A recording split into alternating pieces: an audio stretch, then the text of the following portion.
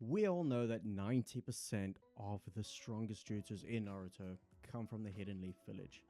So I had the idea, and by had the idea, I mean stole the idea from Nick/NC Hammer. And that idea is to shine a light on the 4 other major villages in Naruto. I'll try to focus only on jutsus, but every now and then a whole technique or release might slip in, so my bad in advance. And please do subscribe, thank you, love you. In no particular order, starting with the Hidden Mist. Pre-Boruto, the Hidden Mist was mysterious and terrifying, and their jutsus reflect that eeriness perfectly. Hydrification technique. Imagine turning into water at will, like liquefying your body.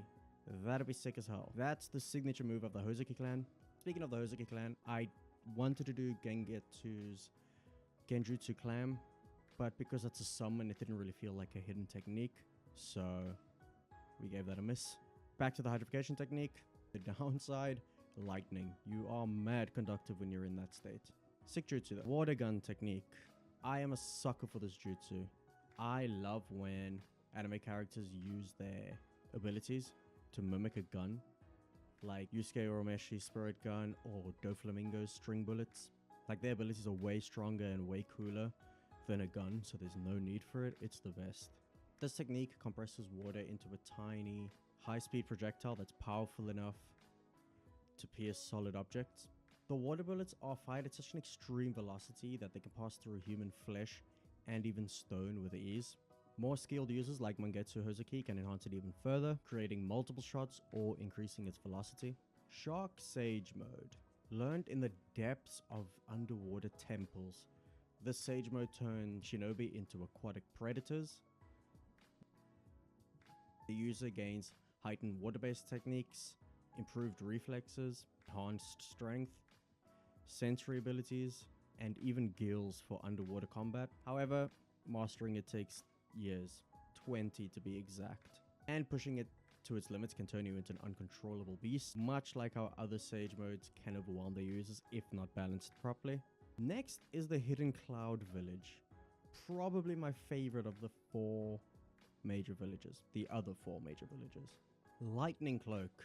The Raikage's signature move is all about speed and strength. Cloaking themselves in Lightning Chakra amps up their physical abilities to an insane level. It's a blend of raw power and speed, making it one of the most intimidating techniques in the shinobi world.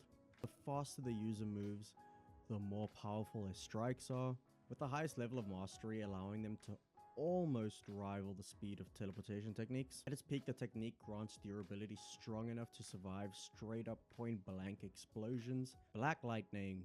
A rare and advanced version of lightning release. Its black hue is not just for show, it's a mark of crazy devastating power. Only a select few like Darui and the 3rd Raikage have mastered it, hence their matching tattoos.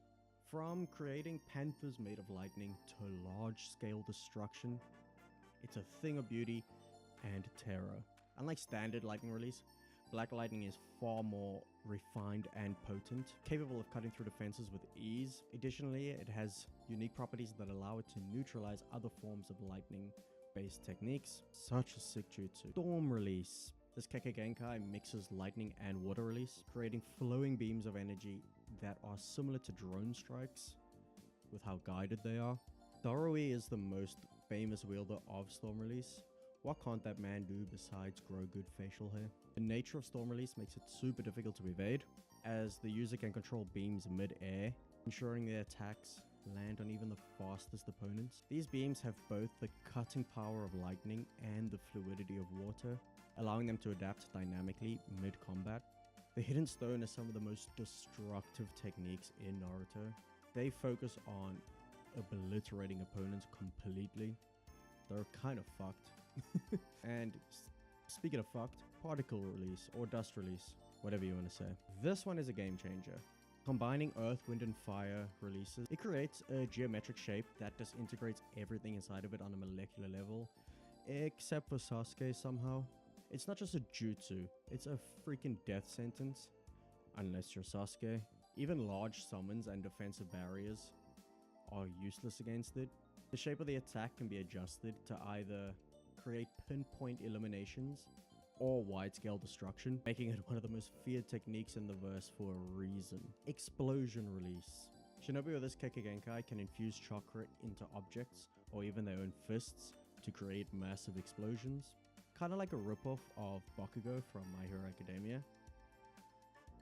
The explosion core of the Hidden Stone specializes in these devastating attacks, with Gari being a prime example before he died. Datara took this ability even further by creating explosive clay creatures, showing its immense versatility. Explosion release users have a devastatingly effective offense, allowing them to obliterate obstacles and overwhelm enemies with unpredictable and explosive force. Speaking of Datara, I hate to bring up Sasuke again, but it seems that he is immune to the surefire, fatal Hidden Stone techniques.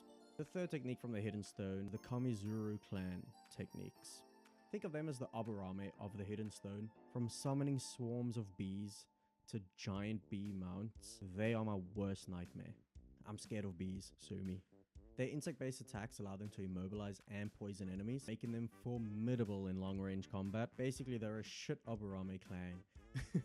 And I really wanted to do lava release, but that is not synonymous with the Hidden Stone, because other users like Mai from the Hidden Mist Village can use it as well. Their best feat is that they have the first Tsuchikage as a member of their clan, while he was a member of their clan, so that's kind of cool, I guess. In fourth place, the Hidden Sand Village. The Sand Village's jutsus and techniques revolve around manipulation and control, and not just of puppets, but their people too. Magnet release. The third and fourth Kazekage wielded this technique with insane skill. Whether it was controlling iron sand or gold dust, they were devastating with it. Magnet release grants the user the ability to control vast quantities of metallic substances, forming weapons or defensive constructs with ease. Kinda like the Green Lantern, but less cool. Magnet release can counter the most durable defenses by reshaping its form dynamically. Puppet techniques. Puppets as weapons, you say? Hell yeah, brother. Honestly, one of my favorite fighting styles in Naruto. From hidden weapons to poison traps, Hidden Sand Shinobi turned these lifeless dolls into fucking creepy and deadly tools. And then there's Sasori took it to the next level with human puppets, using actual people as puppets. Sankara using Sasori and his parents as human puppets is one of the most underrated getbacks in the entire show. The most skilled puppet masters can control multiple puppets at once, creating an overwhelming battlefield presence by basically outnumbering an opponent with an army. And some of them can even control puppets remotely, which is OP as hell. Sand manipulation. Gaara is the face of this jutsu.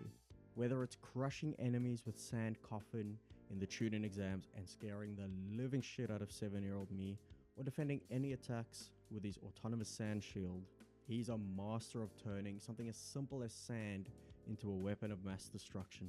His ultimate move, Sand Burial, as the name suggests, buries his opponent and leaves little chance for survival. I know I set up shining a light on the other 4 villages, but let's talk about the 95 Bulls, or the 99 Man United, of the Shinobi world. The Hidden Leaf. Now I'm going to do one jutsu for each of the major clans in the Hidden Leaf, or else this would just be a list of Uchiha dojutsus, and fuck that. Starting with our first clan, the Uchiha clan with the dojutsu, Infinite Tsukiyomi. This, as you know, is the pinnacle of genjutsu, capable of trapping the entire world in an illusion. It's cast using the Rinne Sharingan, and it's a dream world for the caster and a literal nightmare for everyone else. Next is the Senju clan with Wood Release. It's versatile, powerful, and perfect for large-scale destruction and sealing techniques. And it's probably the biggest plot device / plot armor in the show. Wood Release and Hashirama cells are the answer to everything. The Hyuga clan, the 8 trigrams, 64 palms. The Hyuga's taijutsu is all about precision. Using the Gentle Fist technique, they target chakra points and completely shut down their opponent's abilities. The 8 trigram 64 palms is the pinnacle of this, delivering rapid strikes that leave enemies incapacitated. I honestly feel that it's an underutilized jutsu, and the clan as a whole is pretty underutilized in Shippuden. They were so sick in OG Naruto and pretty powerful, and then they just became fodder. So what's up with that? And I know I said I'm only going to do the major villages, but shout out to the 8 gates, because that's also from the Hidden Leaf, and it's sick as fuck. There's so many sick jutsus from the Hidden Leaf, but obviously I can't cover them all, or else that defeats the purpose of the video. So thank you for watching. Please do like, please do subscribe, and leave a comment telling me your favorite jutsu from each of the 4 villages. Sweet. Peace.